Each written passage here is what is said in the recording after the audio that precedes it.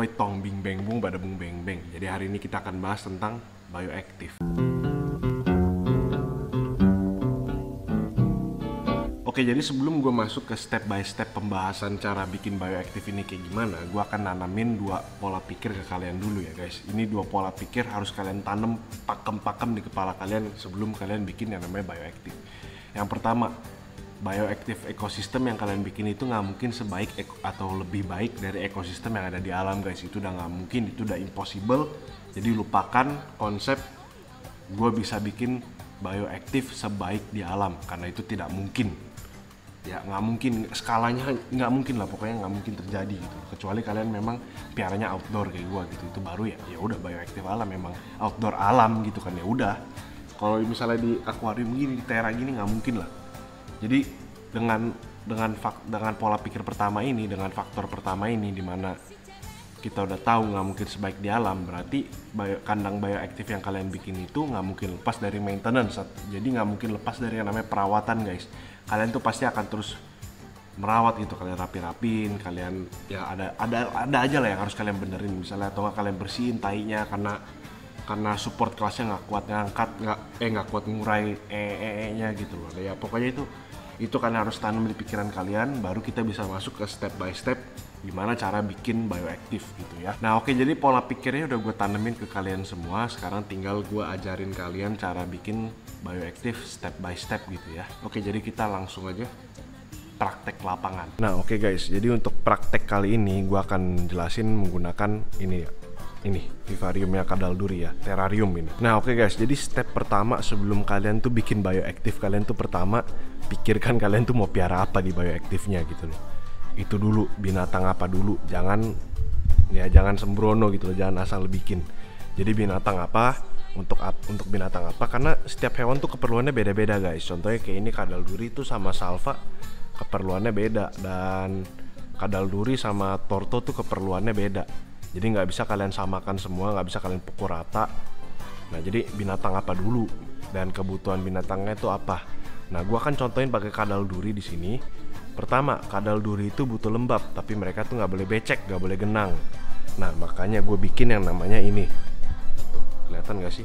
Nih kelihatan kan? Ini yang namanya false bottom ya. Ini kalau misalnya kalian nonton video kadal duri, kalian lihat proses bikinnya. Nah false bottom ini membantu menjaga kelembapan supaya membantu nggak bikin kokopitnya becek. Kenapa? Karena kalau airnya kebanyakan di kokopit, dia akan turun ke bawah.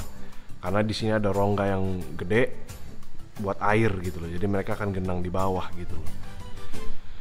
Nah ya gitu ya, pokoknya gitu lah sistem kerja false bottom. Dan false bottom ini tuh nggak harus selalu kalian bikin ya. Kalau misalnya buat torto tuh biasa nggak perlu malah. Jadi keperluan binatang beda-beda. Jadi kalian harus tahu dulu binatang yang mau dibikinin bioaktif tuh binatang apa. Kalau nggak kalian salah bikin. Nah lalu yang step kedua, kalian misalnya udah tahu nih, oh gue mau piara kadal duri. Nah binatang kadal duri ini kebiasaan hidupnya kayak gimana. Nah setelah itu kalian masuk ke yang namanya hardscape, ke atas. Jadi kan yang tadi kalian masuk ke fondasi kan. Jadi fondasinya ini ada false bottom dan ada kokopit. Karena kalian tahu kadal duri itu sukanya lembab tapi nggak becek gitu ya guys. Ngerti ya maksudnya ya, lembab tapi nggak becek. Jadi ya lembab-lembab aja tapi nggak basah kokopitnya, oke? Nah gitu ya. Setelah itu kita sekarang udah masuk step 2, kebiasaan hidupnya itu kayak apa. Masuk ke hardscape. Kadal duri suka ngumpet, dia tuh nggak suka kelihatan. Nah makanya gue bikinin ini nih, kayu 2 numpuk, itu mereka selalu di dalam situ. Dan depannya gue taruhin rumah keong tuh bukan sekedar hiasan guys, itu buat nutupin lagi supaya mereka tuh merasa di dalam gua gitu loh. Jadi nggak ada visual ke depan sini, jadi mereka nyaman, nggak stres gitu ya guys. Nah lalu untuk gimana lagi nih supaya kita bisa lebih bagus, masa cuma kayu sama keong doang ya, tambahin pohon, tambahin ini Spanish moss, ini baru banget ya guys. Tambahin pohon di situ lagi supaya kalau dia jalan-jalan dia bisa ke situ juga, nggak di sini-sini doang gitu ya guys. Nah ngerti kan sekarang pasang hardscape? Oke, binatangnya udah nyaman nih, udah bener nih hardscape semua, fondasi udah bener, substrat udah bener. Nah habis itu apakah binatangnya perlu lampu? Kadal duri itu nggak perlu lampu. Ini lampu cuma buat kalian ngeliat ya, buat syuting ini doang. Kalau misalnya lagi nggak syuting tuh nggak nyala sama sekali. Nah jadi kalian udah tahu gimana gitu loh. Perlu lampu nggak? Nggak. Kalau nggak perlu ya udah, lewatin. Tapi kalau misalnya kayak Torto, kayak Sulcata, perlu lampu nggak? Perlu banget. Nah itu kalian harus pasang lampunya di bioactive kalian. Nah lalu langsung kita ke step selanjutnya, ini step keempat ya guys. Enggak, step ketiga dong. Jadi kan tadi step kedua kan, itu hardscape sama pohon-pohonan sama lampu, itu step kedua. Itu memenuhi kebutuhan dan kebiasaan hidup hewan. Lalu step ketiga ini apa? Kalau misalnya binatangnya siapa yang mau ngurai tainya gitu kan? Nah itu udah masuk step 3. Nah siapa yang mau ngurai nya gitu loh. Kalian bisa pakai cacing, bisa pakai springtail, bisa pakai isopod. Terserah kalian pilih yang mana. Kalau gue pakai springtail dan cacing. Kenapa? Karena springtail dan cacing murah dan ada di mana-mana. Gue nggak perlu, sebenarnya nggak murah, bahkan gratis. Gue nggak perlu beli-beli lagi, tinggal ambil, masukin sini, selesai semua. Di sini tuh ada springtail guys. Cuma mereka tuh suka bukan suka malu-malu sih, kamera gua nggak bisa ngeliatin. Yaudah itu kan ada springtail, ada cacing, itu support kelasnya, itu support hewan-hewan support di sini. Lalu step keempat ada yang namanya maintenance. Nah itu tadi kan satu, fondasi, substrat dan lain-lain gitu kan. Lalu kedua hardscape, lampu, tempat ngumpet, pohon-pohonan dan lain-lain. Ketiga support hewan-hewan pengurai yang akan ada di bioactive ini apa aja. Keempat maintenance apa aja yang perlu. Nah kalau di sini kalian bisa lihat ini ada tempat air. Ini berarti maintenance karena air harus diganti.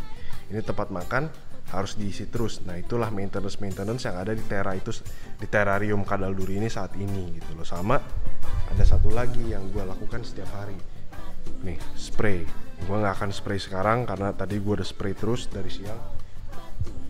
Jadi yaitu salah satu, yaitu 3 maintenance yang gue lakukan di terrarium ini guys ya. Jadi pola pikirnya gitu. Lalu gua ada satu contoh lagi nih. Oke guys, jadi sekarang kita udah sampai kandang gecko 3 dan di sini adalah contoh yang sangat baik untuk kalian semua. Kenapa gue menanamkan pola pikir yang pertama gitu. Kalian bisa lihat nggak sih springtailnya? Coba kelihatan nggak? Tuh kelihatan ya, jalan-jalan ya. Springtailnya putih-putih tuh.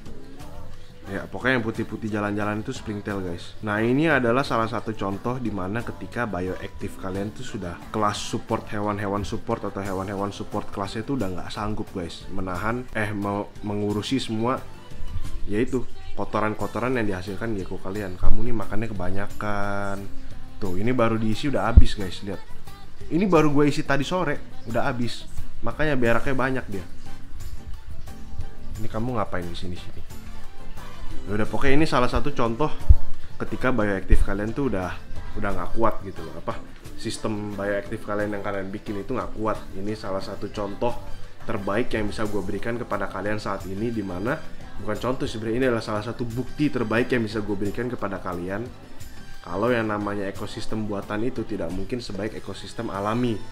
Ya contohnya kayak gini, tainya nggak kebersihin kan, springtailnya tuh nggak kuat ngurusin semuanya. Ya jadi dengan kayak gini, ini adalah salah satu contoh yang harus gua angkat secara manual pakai tangan gitu loh, bukan tinggal nungguin springtail ya. Kalau nungguin mereka nggak kelar-kelar ini guys, udah keburu sakit gecko gua gitu ya guys. Jadi kalian ngerti, ini kita angkat dulu pakai tisu aja, angkat guys, nggak perlu jorok-jorok. Nah ya udah, jadi sisa dikit ya, cemong-cemong doang, tinggal cemong-cemong doang. Kalau cemong-cemong doang, springtail kalian pasti kuat bersihin. Jadi kalian sekarang udah paham kan yang namanya maintenance itu perlu. Nah oke guys, jadi ya segitu aja videonya tentang bioactive hari ini. Terima kasih teman-teman semua udah nonton. Semoga video ini menghibur dan bermanfaat bagi kalian semua. Sampai jumpa di video selanjutnya. Dadah.